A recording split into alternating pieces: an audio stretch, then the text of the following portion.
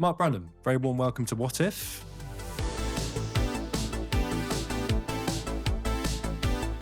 You're the managing director of SunWorks, one of the leading solar installation companies in the island, with over 500 plus solar installs under your belt. So if you could start by giving us your elevator pitch, can you talk to us about SunWorks, what you do and what your mission is here in Jersey? Hi, Ben.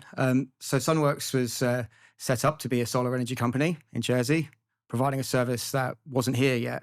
And today, SunWorks is aiming to be Jersey's leading rooftop and energy specialists. So focusing on all things energy, of which the solar is a subset of that. And we're going on to bigger and better things. Fantastic. And can you tell us a bit about your journey as an entrepreneur? How did you personally kind of get into this space? And was there a light bulb moment for you that sort of drew you to renewables? Mm-hmm. So I started out as a technician. So I would always have called myself a technician, but I wanted to work in the music industry. So wanted to work in kind of rock and roll and big music fan, and saw myself working with bands, had a knack for technology. But I found that a difficult market to get into. And looking back, one of the things I realize now is that I didn't know how to open doors, and I certainly didn't know how to speak to people. And being a quite young person, I was kind of indignant and thought that was unfair. But eventually I came to my senses, and in my early 20s, I retrained as an electrician and worked in Jersey as a contractor, and had an opportunity, after done a small amount of traveling, to start SunWorks. And the idea came from a latent interest in renewable energy, but also from a friend of ours who actually had a property in California. And during the Arnold Schwarzenegger era of the early 2000s, that was a kind of portal into the future for Jersey, and even the UK industry hadn't started at that point.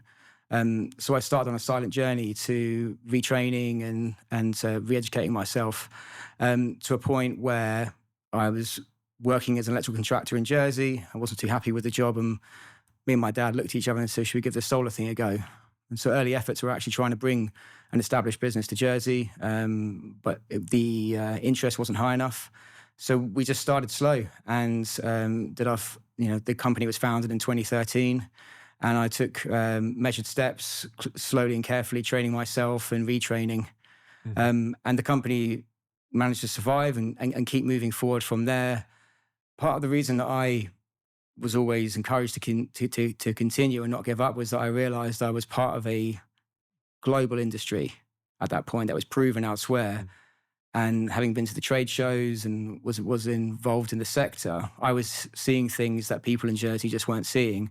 And so for the early days, I kept my cards pretty close to my chest. People would ask me kind of what you do, and I would almost be kind of quite quiet about it.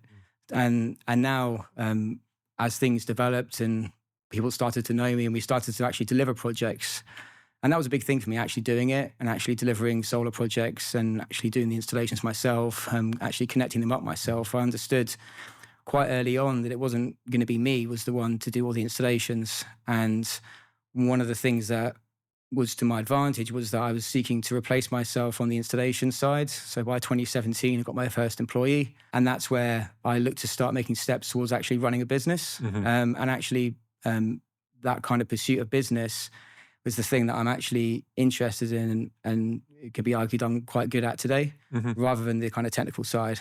But then my skills in communicating that to people, people see me as a voice on solar energy and wider energy policy in Jersey. Mm-hmm. So happy to get into some of those topics. But fast forward to today, the company's 20 people.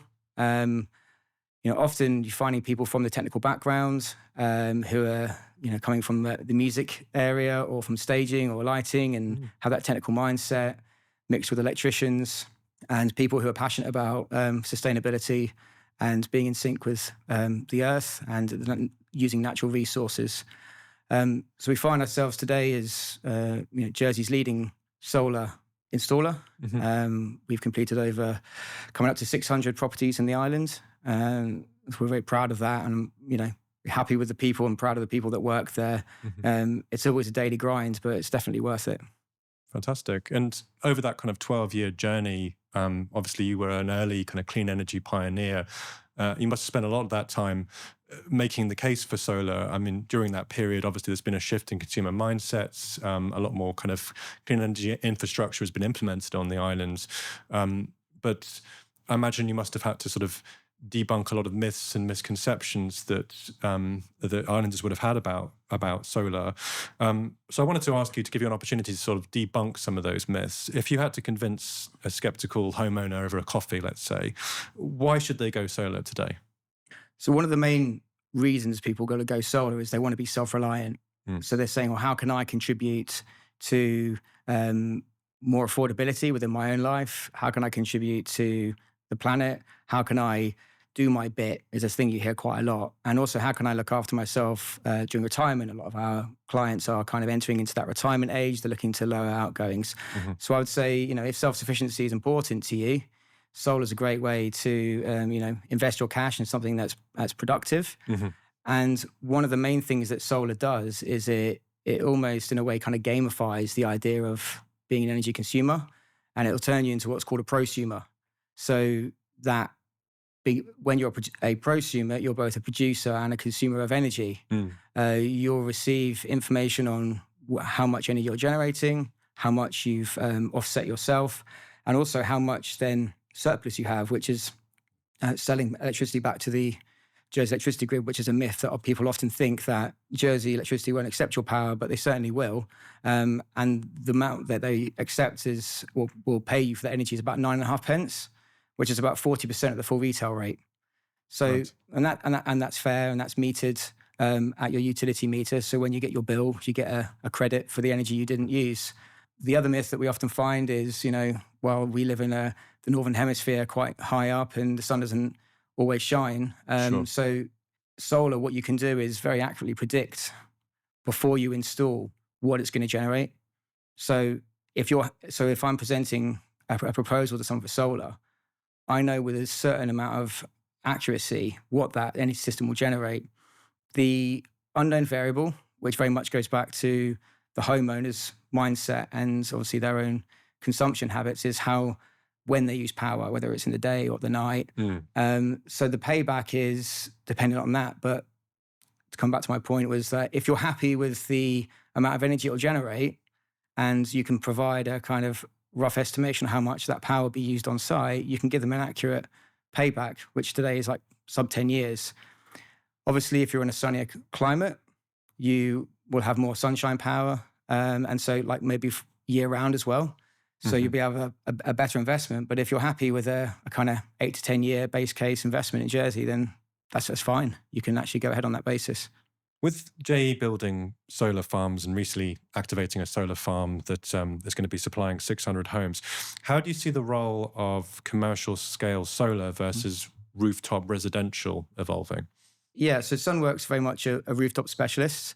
What JE are doing is great in the sense that they are trying things. They are moving forward with the idea that Jersey is going to have to adopt more energy sovereignty, and that their ground mount solar is by far the most scalable and cost-effective way of doing that. It doesn't need any special, kind of development like offshore wind or tidal does. It's proven. And like I said before, even with the homeowner, it's incredibly accurate in terms of what you can generate.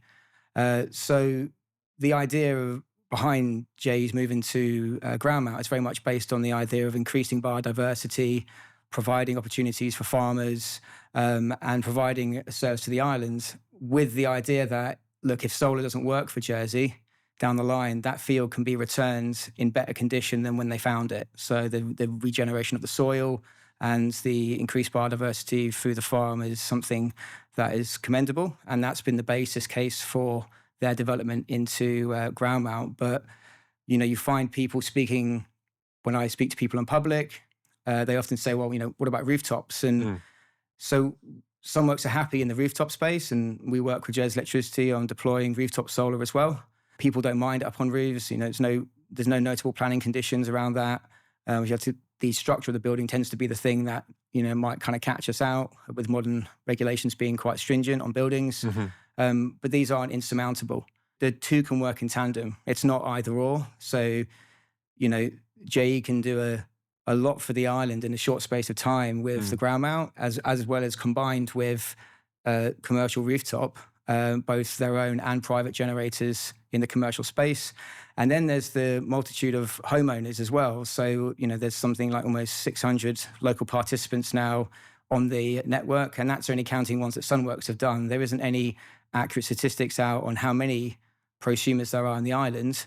The government's energy trends report from last year was actually inaccurate and didn't actually count for any of the on-island generators.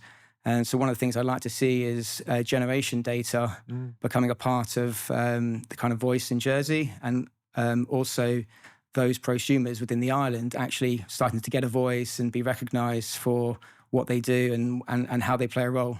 So do you feel that currently the messaging is a little bit opaque in terms of consumers being able to sell their energy back to the grid? We need greater clarity on that from JE. So I think that it actually should start with government and what's the vision for Jersey, and something that's quite promising is later this year there's going to be an energy strategy, which is the first energy strategy. What Jersey looks like in terms of its energy and its economic activity, needs to be stated in the island plan quite clearly, and everything trickles down from there. And at the moment, the theme behind it is low carbon, affordable, secure, which JE do a stellar job of. And we have all three of those things. We have some of the best secure power in the whole of Europe. We have some of the cheapest energy in the whole of Europe, and it's low carbon. So credit to them for that. But the theme of the next 20 years or so, I think, should be about energy sovereignty. And the question answered, like, how much proportion of our power should come locally? What job opportunities are out there? And what does it mean for the consumer? And what does it mean for the development of the network? And these are questions that need to be answered. And you could argue then from that, a number of policy changes might come around how power is accepted, how things are applied for, and the choice on the market. But at the moment, it's just not an agenda item for government. What we see is in the UK sector is quite fierce competition within energy supply companies. So, technology is coming out, AI introducing with batteries, and the ability to even charge your car from your solar power and then have your car feed power back into your house again. So you essentially got your kind of vehicle then becomes a battery storage and energy storage appliance for you. So that is technology that's out there, that's ready now. And we're at that interface between the cutting edge technology that's on the market and a local provider who sees it on an advert, but then they think, well, I'd like to see some of that. And we then have to kind of bring them down a little bit and say, oh, maybe in a few years we might see some, a few changes. But, kind of an innovation type of workshop would be fantastic, where, we can kind of get together and share ideas about how energy can work for the islander, for different islanders who want to partake in the network.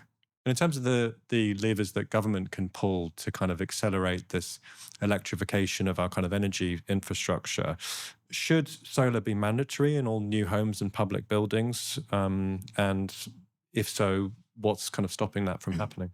Yeah, just before I answer that, I think I like the model of the JE self-regulated with, I think that's with that commercial edge of the kind of privatization. I think it's a good one for Jersey, and that's really important to kind of get across. I think that's what works well for the island. So often one of the things I'm asked about the most is if people see me and they say, and we're getting to conversation about solar and this is what I do, they often say, oh, all new builds, they should really have solar panels. And I do agree with that. I think that what I'd like to see is a mindset about, oh yeah, my house has got solar on it. No big deal. Of course, in the same way that no one questions it's weird if you have central heating in your home. Like if you have a roof that's in contact with the sun, that's a very obvious thing to do. And so whether you do that, I think through the building standards type of route is certainly one way of doing it. If a homeowner moves into a property that has, let's say, 40% of its energy bills covered, which typically is without much effort around about what you'd make without a battery, 40 to 60% of your energy needs can be covered with a battery as well. And that's also more than a an environmental policy thing, that's an affordability thing for, social housing. That's a really quick impact that you can make. So if you have two houses that are identical, your 3-bedroom properties, one's got solar covering one side of the roof and one hasn't, that house is going to save £500-600 a year at current rates. The other house is going to save nothing. Yeah. And so then there's an argument about cost and how that cost is looked at. And we do find things are always run on costs in terms of those developments. Now, I do think there should be an exemption criteria for not having to do it. And there's certain buildings that kind of for one reason or another don't. But I think certainly steps, I don't want to use the word mandatory, but I do think it should be encouraged. And I think that eventually people will see the benefits. And often you find that solar's, it gets caught in that political drift, globally, whether it's in America or the UK. You're finding that, the right of politics want to, kind of reindustrialize and, burn oil and kind of continue as business as usual. You find the left are wanting to scale back and they're about energy preservation and using less. And I find myself trying to have a pragmatic view on both, where, you recognize the need.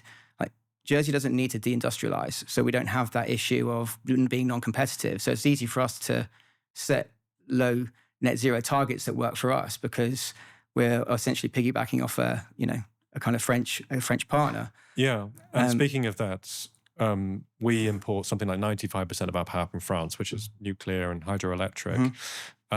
Do you view that as a strength or a risk? I think it's a strength at the moment. And I think that's a fantastic lifeline of energy security. And, it's been the legacy of JE for the last 20 years.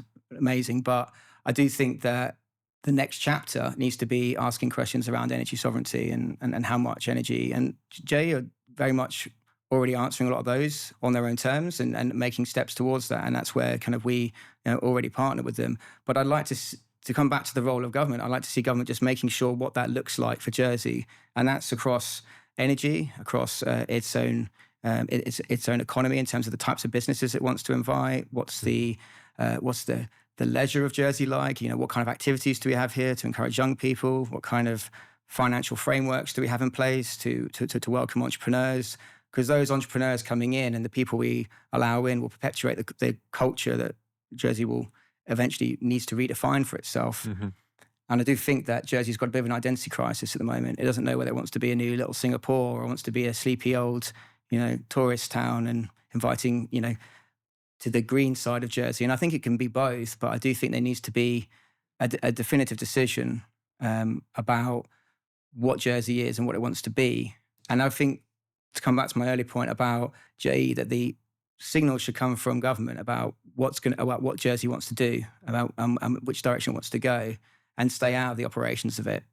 Because I think they've proven time and time again that they over-politicize things in Jersey, and then it stagnates capital projects, it stagnates the kind of growth.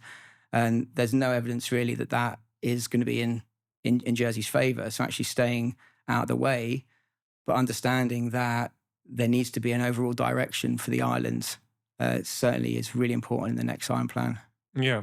And talking of large-scale capital projects, there's been talk of a new offshore wind farm project which promises to produce 1,000 megawatts of power. Do you think that that's realistic? And what would it mean for the island? I think it's realistic, but one of the things I find myself quite close to this project. I'm with a slightly different hat on. I'm on the Chamber of Commerce and the Building Housing Environment Committee.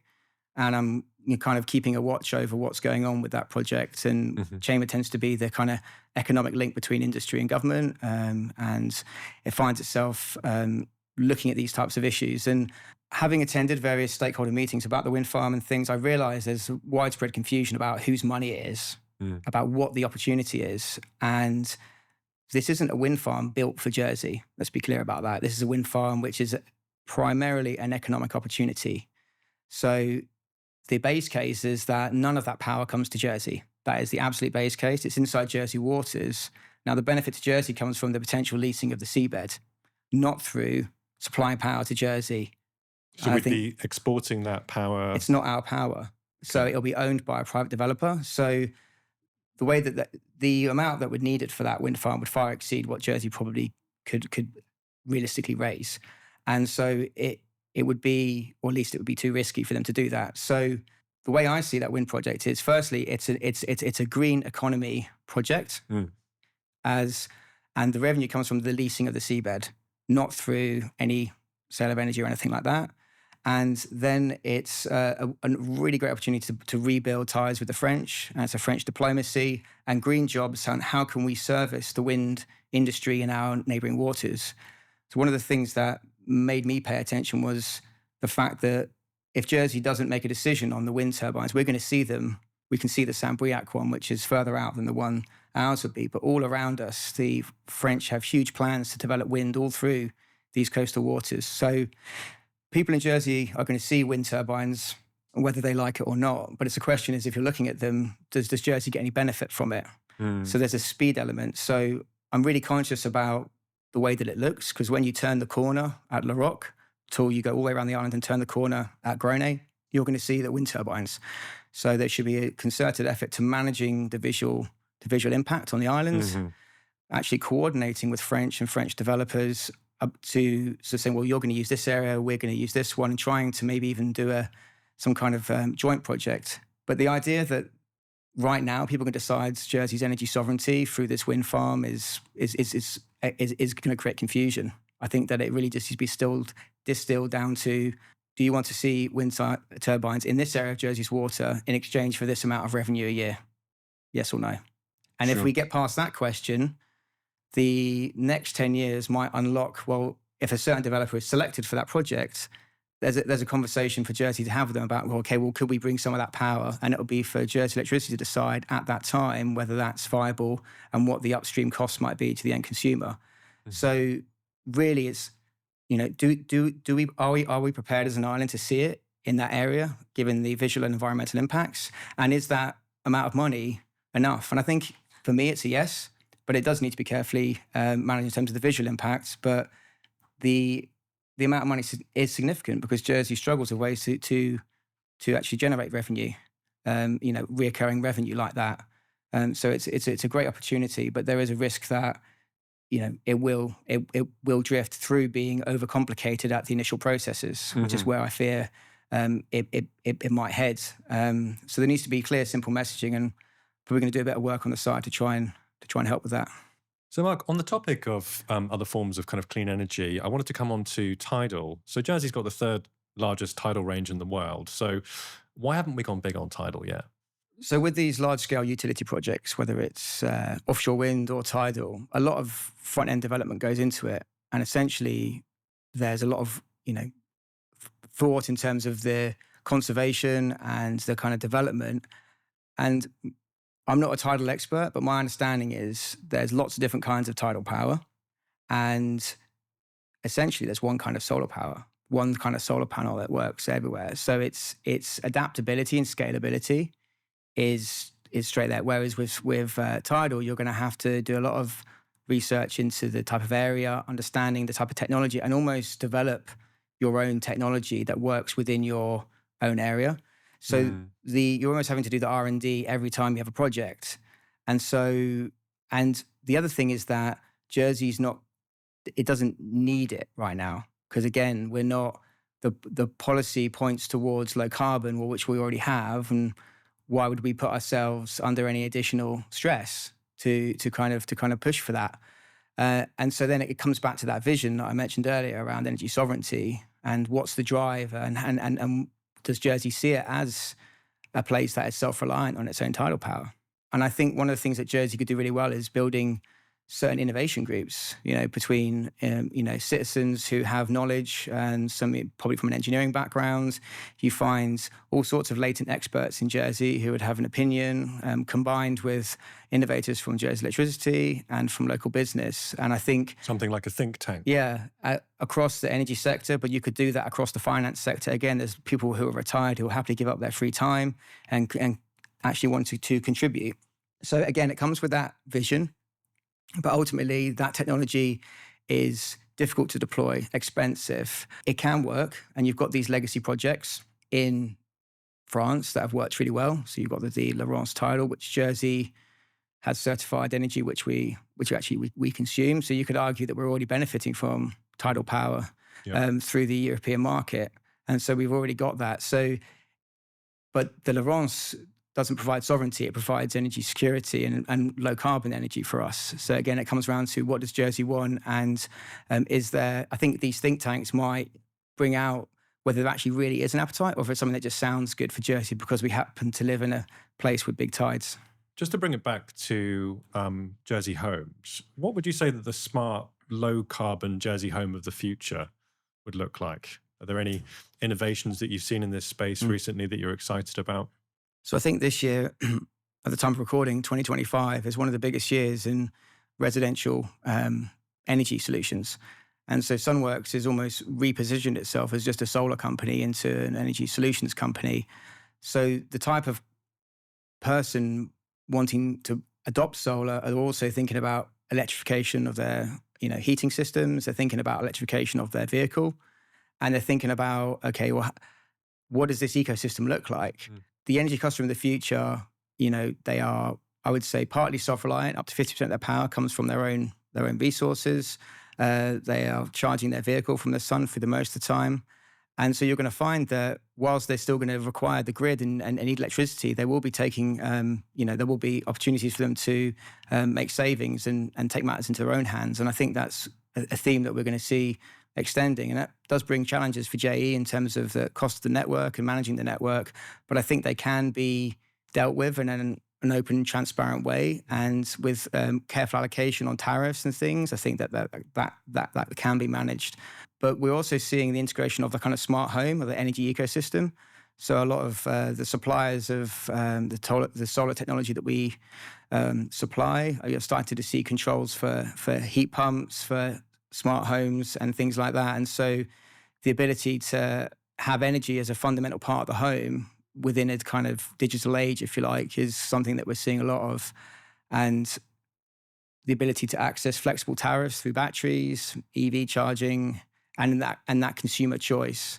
But for some people who, let's say you're not in the market to buy all of that, and we often visit people in Jersey who have a large property with a large oil bill and a large electric bill, and they're not really going to be renewing the house. Let's say it's 25 years old, so the windows are old technology, the attic's not insulated and the walls aren't insulated to modern standards. What you can do for them is apply solar to lower their energy bill, but also provide them with better control through heating controls that you can get a tablet, kind of like the one you're using there, where you can basically change the temperature in rooms through motorized controls on radiators. You can bring together these fiddly control panels into a nice, easy-to-use platform. So giving control back to people as well. Yeah, because you mentioned the idea of a prosumer and kind of gamification, and this would give you greater kind of control and oversight over your kind of energy usage. And do you find with your customer base that these prosumers are quite actively engaged and having a lot of fun with what they're doing and kind of asking a lot of kind of intelligent questions about how they can monitor their energy and improve efficiencies in their home? Yes, so certainly some are more engaged than others, and we sell solar as a light maintenance product. So you're not like needing an annual service like you would with the boiler. Sometimes in the commercial space, you'll find that it's required through like insurances or just needing to have everything serviced. But certainly in the domestic space, we'd only recommend an actual site visit every kind of 3 to 5 years. And panel cleaning is mainly handled by the range. So in terms of the actual on-site, you're going there periodically every 3 to 5 years, maybe even more, just to make sure that it hasn't degraded and that no one's moved anything or it's non-compliant. So you are doing testing. But what we found is more useful is actually just engaging with people on an energy level and kind of how's it going and what's that energy journey look like? Because I've always said there's actually, when you buy a system through us, at the end it'll say, now starts your energy journey as your alternative energy provider. And we've developed a system called Protect, which is every year you get a 45-minute energy consultation with myself or one of my colleagues, and we'll write you a little report, which usually results in how can you improve energy habits. I can look at someone's graph and immediately start to ask questions about, okay, well, what's this happening here? And, and then they say, oh, yeah, well, I came home the other night, so I had to charge the car late at night. And I said, well, are you charging it through the day? And they said, well, not really, because I'm using too much. So we might be able to recommend a product that would work for them, or we might be able to recommend some lifestyle changes or and that will actually unlock more value, because getting solar is part of it, but the other part of it is, well, how do you use power and how do you make it work for you? A lot of people get kind of hell-bent on how much panels and how much power can I generate, when actually most of the time you're finding how can I use all the power I'm generating, and people often overproduce power. So I'm glad you brought up EVs, because I was going to talk to you about that. How do you think EVs and home-to-car charging fits into that sort of bigger energy picture? Could our electric vehicles become mini power plants for our homes? So EVs work really well for Jersey, for A to B driving. I think that in the future, the majority of cars in Jersey will be EVs. And so in terms of Jersey, I think that the EV will become a fundamental part of most homes' energy ecosystem. And it will essentially, in some cases, negate the need for a static battery in the home, and you can have that battery on wheels. But those cars are still being developed, and it has to have a car which has what's called bidirectional charging. So it has the ability to charge the car through your standard AC charger that you'd find, but then also take DC power out the car and then use the solar inverter or some way of flipping it from DC. Those with electric car will know you've got this larger socket with two smaller ones at the bottom. The two smaller at the bottom are the DC output or input. So those cars need to be set up first. So it's not every EV has the ability to be a bidirectional car.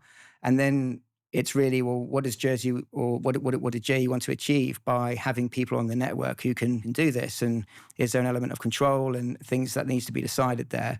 So certainly, I think in Jersey, you're going to see the EV and the development of that space coming on more.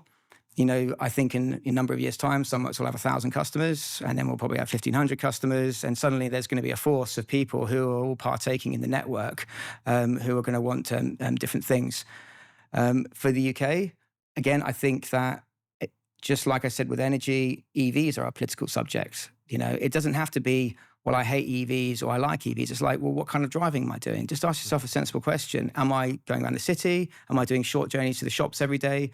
EVs, especially in the UK and the mainland, just ask yourself what you're doing. If you're a salesman doing up and down legs of the UK, you're probably better off in the short term, maybe sticking with a fuel car until you're really confident in the charging network, or until Tesla brings out probably a 1,000-mile vehicle, which probably be on the cards at some point. But just bringing back an element of pragmatism to EV selection, and also not being so polarized about whether it's one or the other. It just really depends what you're doing. But I think already there's a concerted effort to reduce emissions, and the UK has been heading strongly in the right direction in terms of it. But ultimately, people have to make those choices for themselves. So a lot of people talk about the Donald Trump effect, and foreign world governments sort of rolling back on kind of climate targets, and the kind of pro-fossil fuel rhetoric of kind of drill, baby, drill. How do we keep the momentum here in Jersey for those net zero targets that we have for 2050? Yeah, it's a really good question. I think America needs to remain competitive as a bit of a bastion of the West, if you like. I don't think Donald Trump he's not against the environment, nor is he against. So I think solar became politicized in America through that connection with Elon. I think that it should be done on a level playing field, so there shouldn't be any direct incentives for solar, but then they should offer the same to oil as well. There should be just like level playing field, let the market speak, and I think that's the way in Jersey. But Jersey needs to remain, in terms of economic and its green finance, if you like, and the types of funds that might be held here, is open for business. And I don't think it should be I think it should be as open for green business as it should for other types of businesses, because the world still runs on oil and gas. And it's an important part.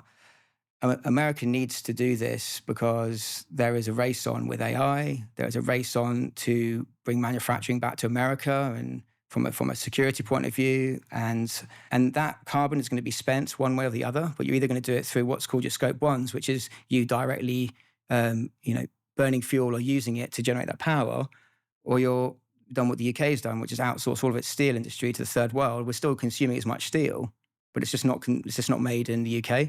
So then you're actually losing control of the ethical practices that we could be doing, which is more, how clean can we make steel? Could the UK be the cleanest steel provider in the world? And there's a market for that, right? So I don't think you can blame America for that. I think that certain countries are going to roll. I think the whole world needs to roll back on the kind of really strict environmentalism, because essentially it will make the West uncompetitive and the world will carry on without. But I do think an overall movement towards kind of harmony and using the Earth's natural resources as a primary, like use this first. So the idea should be to use your natural resources available to you, the wind, the tide, the sun, as it's available. And then you can fill in the gaps with other types of fossil fuels if they need it, because I do see oil as a precious resource that should be spared. You ask anyone who's even in the oil industry, when will it run out? You get varied answers, 100, 300 years. Well, it took hundreds of million years to put it there. In the space of, let's say, 400 years, humans have used all of it. That will seem like a careless mistake in the future. And you can't blame climate alarmists for drawing attention to that and the effect that might have on the Earth. But then they'll be like, well, where's all the oil? Well, they used it all, a few thousand years back or whatever it was, and they don't have any more. Right? So that would be seen as a bit of a maybe a crazy move that we made here in the future, that this was this rush. But I think it should be preserved, for special cases. That's kind of my view on it, because at some point, everyone believes that oil is going to run out. So actually, the people who are drilling actually agree with the people who are against it. It's just the time frame's different. So even they just think that they're on a different timeline. We touched on the kind of AI race before, and there's a huge energy cost to using AI, even for punching in a recipe idea into kind of ChatGPT. So I suppose the question is, how do we generate that energy to remain competitive? Because that this is going to be an inevitable arms race with China in terms of AI, and being the most innovative pioneer in that space. I don't blame them for having to catch up using fossil fuels, but I think long term they should be looking to create sustainable sources of energy for running data centers that are self-sufficient. They've got huge deserts out there. They can put large solar fields in the deserts. They get 364 days of sun a year or something crazy, right, in the Nevada desert. And they can start to use these natural resources and build potentially like a super grid through the US from solar power in their deserts. They've got all the resources, and that should be a longer term view. And I think that's really important.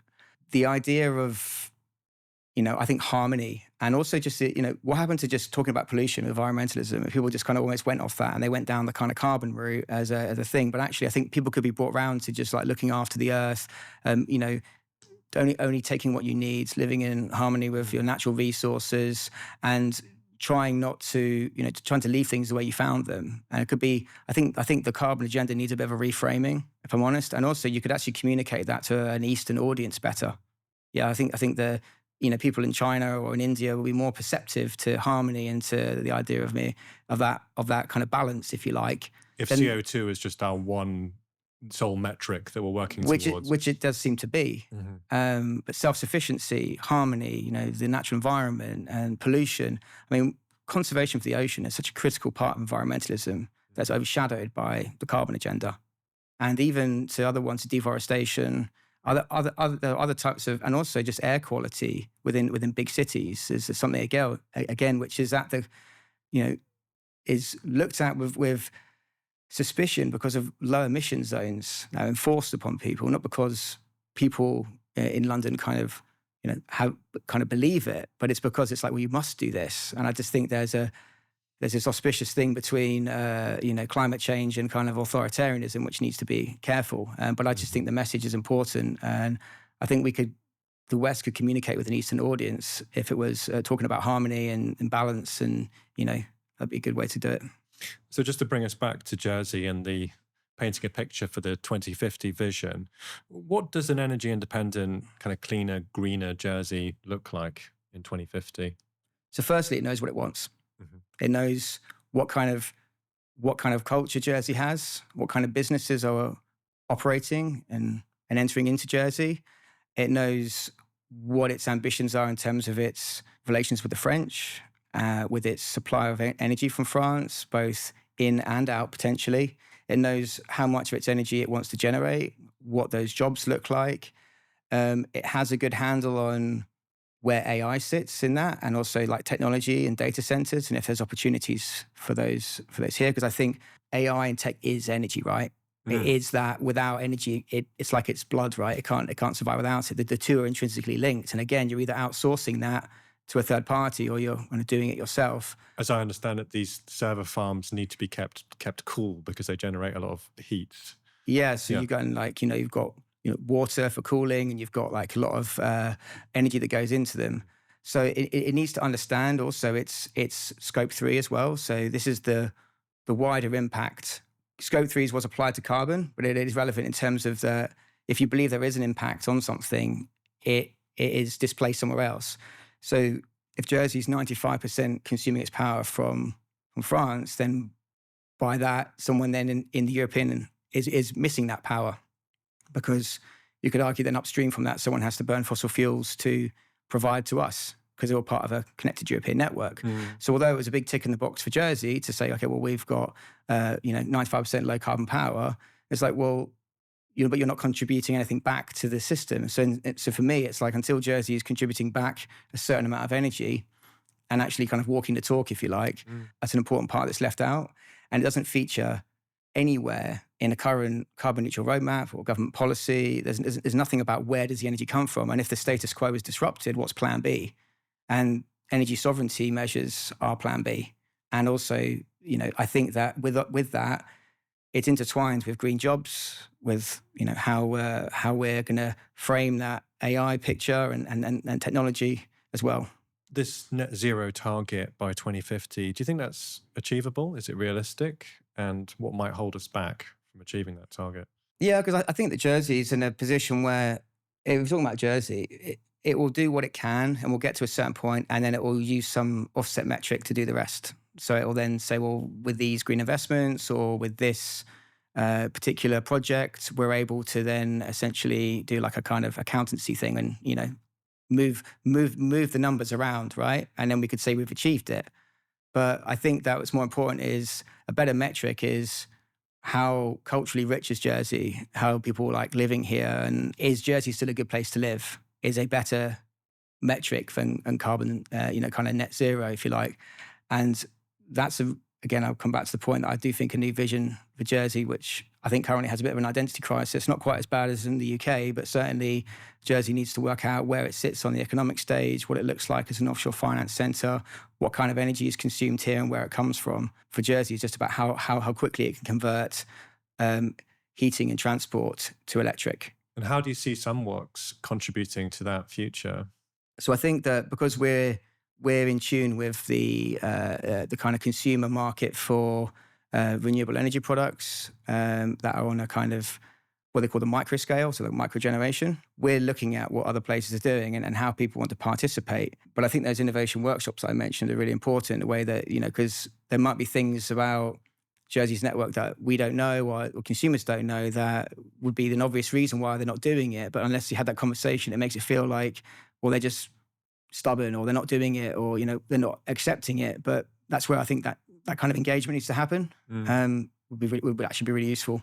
Magic wand, if you could just change one policy or regulation tomorrow to kind of speed up the clean electrification of Jersey, what would it be? It would be welcoming people to participate in the island's energy future.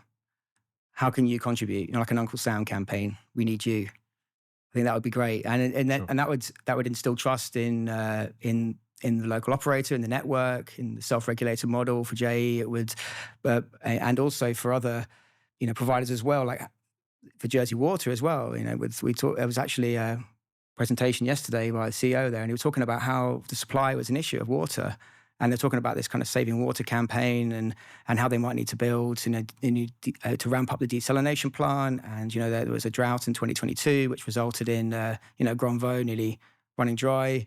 The equivalent of electric in the water world is harvesting your own water. So you shouldn't be allowed to wash your car maybe from tap water, and in the same way that your plants actually prefer rainwater. So what are the messaging and what's about consumer end water harvesting, and what's the messaging about consumer end energy products to allow people to contribute to some of the island's challenges? So I think for me, it's overall picture from government, and then just how can you participate? And these are the options whether you be a homeowner, whether you're on a social housing or whether you're a private commercial developer looking to deploy revenue, whether it's for a ground-based or a rooftop project, what are the options available to you? And those people should have a clear option to be able to access and to partake. Mark Brandon, thank you very much. Cheers.